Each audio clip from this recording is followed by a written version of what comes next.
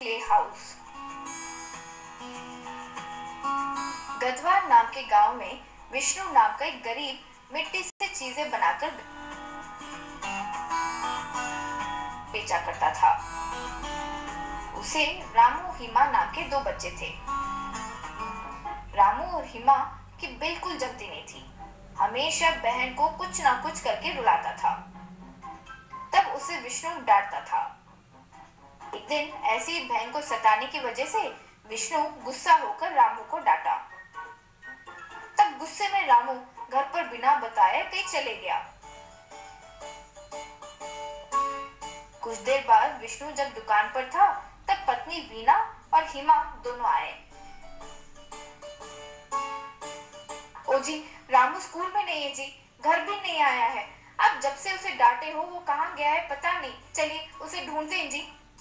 कोई जरूरत नहीं है, आजकल वो बहुत ज्यादा बिगड़ रहा है, कुछ समझता नहीं। वैसे हम उसकी परवरिश में कोई कमी छोड़े क्या? हम गरीब भी हो तो भी उसे महंगी स्कूल में पढ़ाते हैं ना। बहन के साथ प्यार से नहीं रह सकता तो कैसे? जब भूख लगेगी तो खुद आएगा, जाने दो।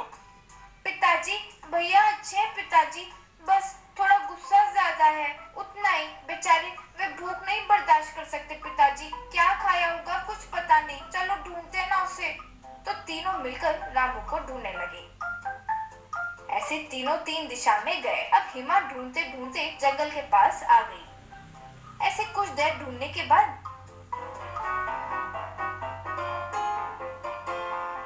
एक जगह पर पेड़ से बांधा हुआ रामू दिखाई दिया।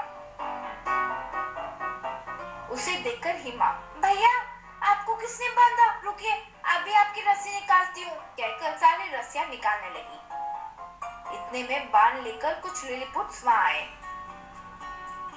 अब हिमा से टुंगरी नाम का लिलीपुट, ओए छोटी बच्ची रुको, मेरा नाम टुंगरी है, इस राज्य का युवराज हूँ। तुम्हारे भाई को हमने ही बंदी बनाया है। उसे छुड़ाने की कोशिश की तो तुम भी इसी तरह बंदी बन जाओगी। देखिए, अब जो घर बनाने का सोच रहे हो वो मुझसे तो नहीं हो पाएगा।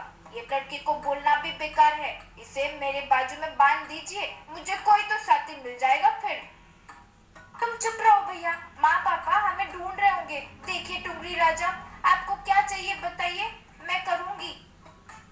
देखो, जो ये मेरे बगल में है उसका नाम है डोंगरे। ये मेरा भाई है। इसकी और मेरी बिल्कुल नहीं जमती, लेकिन हमारे रिवाज के प्रकार हमें एक ही घर में रहना होगा। जितने भी घर बनाओ, हम में से सिर्फ एक को ही पसंद आता है। तुम्हारे भाई के पहले भी कई लोगों ने कोशिश की, लेकिन किसी से नहीं हो पाया। अगर इस शर्त में जीत गए तो अच्छे बहुमान मिलेंगे, वरना उससे 1 महीना कष्ट पहुंचाकर घर भेज देंगे। अब तुम्हारे हाथ में है, अच्छे से सोचो।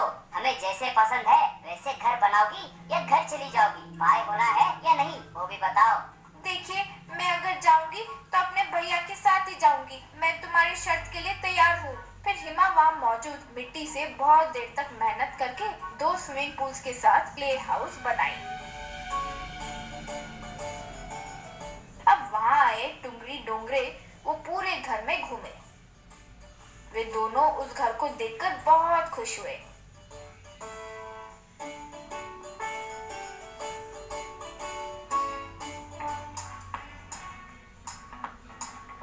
अरे लड़की, बहुत अच्छा बनाई हो, हम दोनों को खूब पसंद आया। कैसे हम दोनों को पसंद आए? इतना खूबसूरत बनाई, उसमें 2-2 स्विमिंग पूल। वाह, कहीं तुम्हें कोई माया वगैरह तो नहीं आता?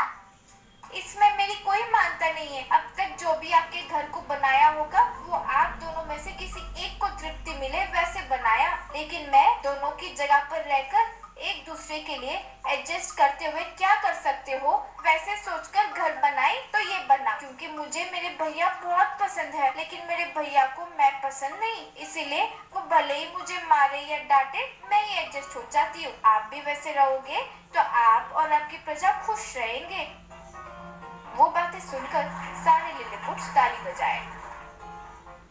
वाह वाह, बच्ची होकर भी बहुत अच्छी बात बोली। तुम हमें बहुत पसंद आई बहन, कहकर रामू को छोड़कर दोनों को बहुत बहुमान दिए।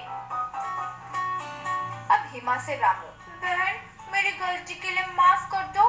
मैंने तुम्हें कभी प्यार से नहीं देखा, बहुत मारा, लेकिन तुम मेरे लिए बंदी बनने के लिए भी तैयार हो गई। भैया वो सब छोड़ो, मम्मी पापा फिक्र कर रहे होंगे, पहले यहाँ से निकलते हैं, चलो, कहकर लिलीपुट्स को थैंक्स कहकर वहां से वे लोग घर आए।